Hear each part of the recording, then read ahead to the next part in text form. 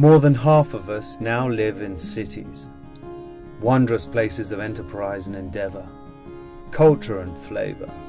Except for the odd park and river, however, they are void of the natural world. For some time I'd wanted to explore this natural world, to commit to a journey through it using only my own steam, and take my body and brain to the absolute limit, and for a while be far, far away from this modern world we've built. In January of 2014, I found what I was looking for.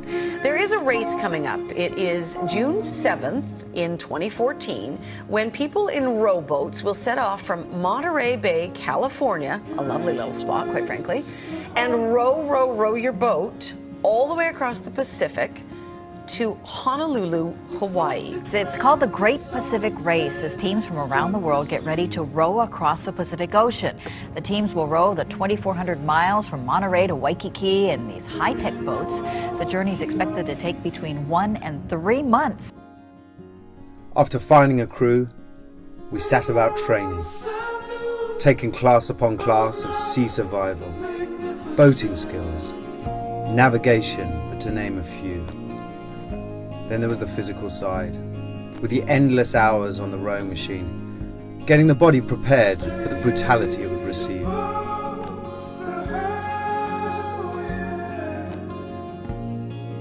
Finally, we met our boat, Danielle. An ocean rowing boat is simple, but perfectly equipped. You have 2 rowing seats and 2 small cabins for sleeping, a foot-operated rudder for steering, an outside GPS monitor for direction. All electricity is produced by solar panels. Inside you have a main battery, water desalinator which can produce 25 litres an hour, VHF radio and GPS. We then went through days of checks. The boat and everything you are taking, including enough food for months at sea, is scrutinised thoroughly by the race committee. This took several days. It's amazing how much you can squeeze into a 24-foot boat. It is said in ocean rowing that half of it is getting to the start line. I now see why. Then it was time for the boat to go through its tests. It had to go through a capsize test to make sure that it self-rights itself. The idea being that if a wave capsizes you, the boat will then carry on rolling round. It did with flying colours. This was followed by constant tweaks to the boat to get it how we, the crew, wanted it. Then at last we took her out, spending hours training in the calm waters of the Monterey Bay, completing the required 48 hours, including our first night at sea. Then, after months of preparation, the start date arrived. The race begins Monday at 10 a.m. Good luck, guys. Hey, good luck. Enjoy. All right, they're off from Monterey Bay to the shores of Honolulu. They're off on what may be one of the most grueling sports events ever invented. We then set off, leaving the calm waters of Monterey Bay, and rowed out into the open sea, strong, confident, not knowing what to expect, but excited.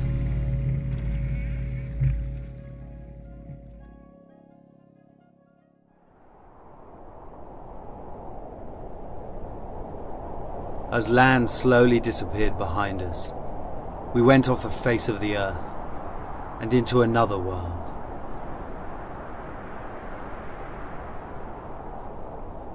We wouldn't see another boat or person for weeks. We were alone. We kicked out west, which was our game plan. Those first few nights we couldn't sleep. The cabins were beyond freezing. We shook constantly when resting in the damp, humid, cold cabins. Plus we all had varying degrees of seasickness. But the seas were relatively fair.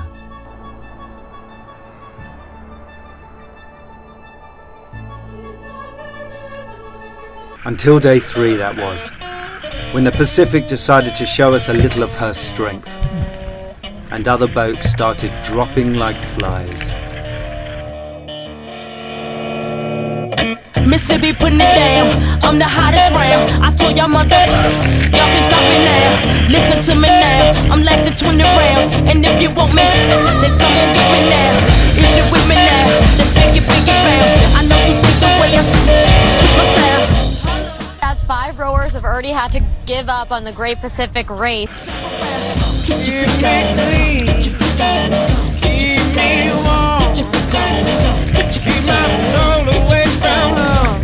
Here, rowers racing toward Hawaii still encountered some rough conditions. Sure, and a few even had to be rescued this weekend. Who's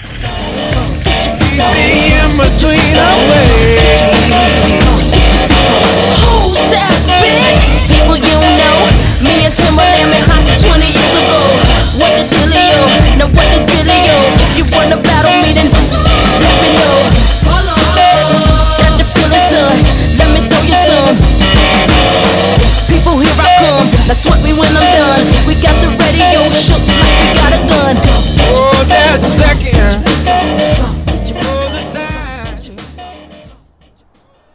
After 2 hellish days and nights, the sea subdued as quickly as they had arrived, and we turned the boat south. This was a magical period.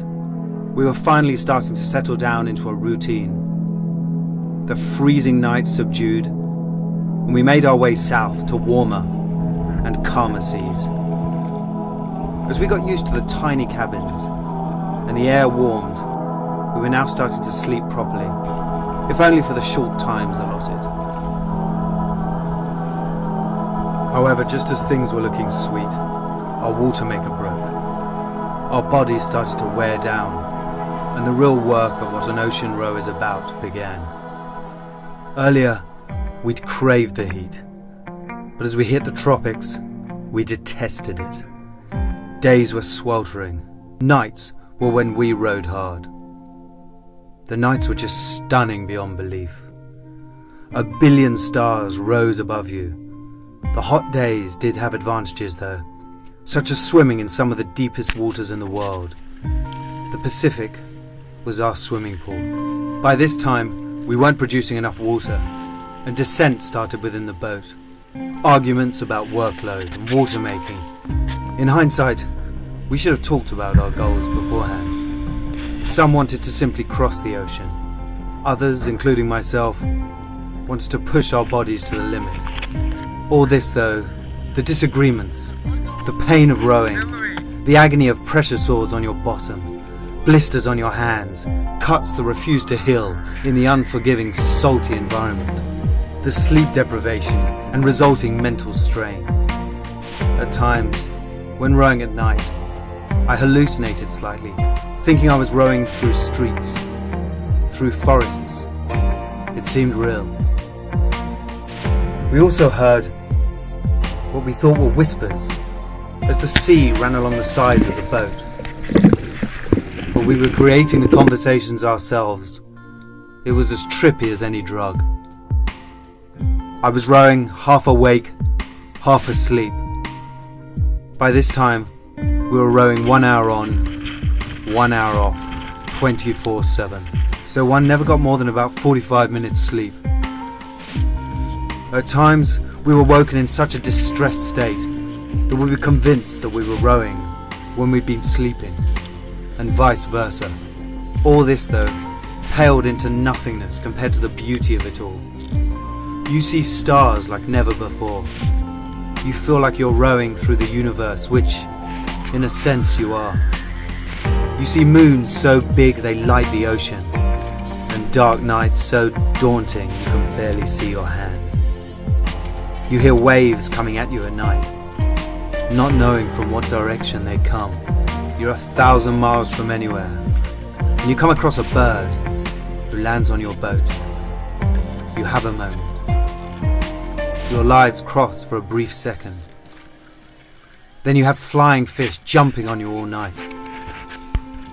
Your thoughts come down to their most simple, their most basic.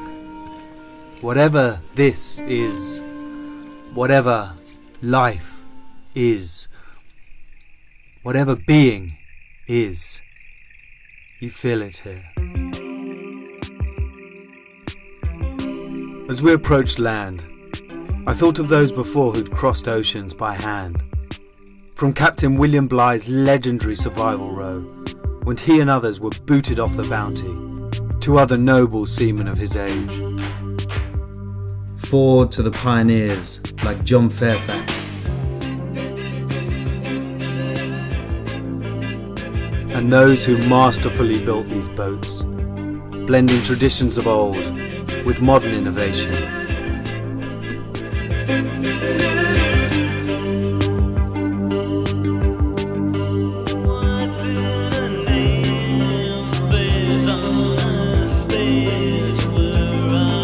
Then finally into the modern age of racing across oceans.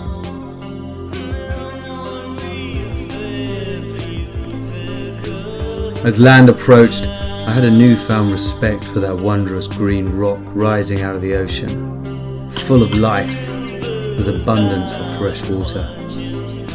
But an even greater respect for the sea, a place that can caress you or kill you in a second. We've been tracking them for what feels like months. They've been powering their way across the Pacific all by hand. And finally, after 43 straight days of rowing, the first boat finishes in the Great Pacific Race. Well, Team United Nations battled nasty weather, broken equipment, and 12 hours of rowing every day. We'd won the race, but it now bears little in comparison to what we won against ourselves. Pushing ourselves far further than we thought possible. It was time to bid farewell to our boat Danielle. She had more than done her job. I will miss her creaking sounds and the echoes that travel through her. I've never before understood those who say they left a part of themselves in a certain place. Sure, I'll go back to cities.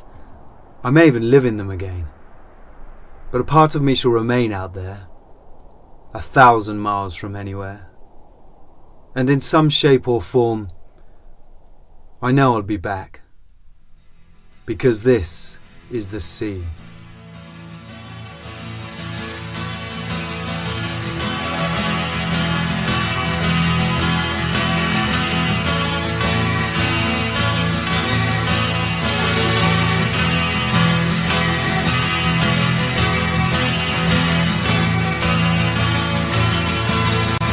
Things you keep, you better throw them away. You want to turn your back on your soulless days.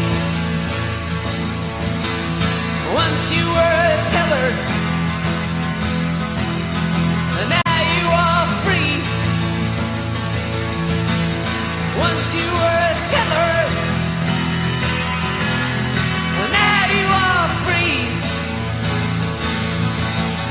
that was the river. This is the sea.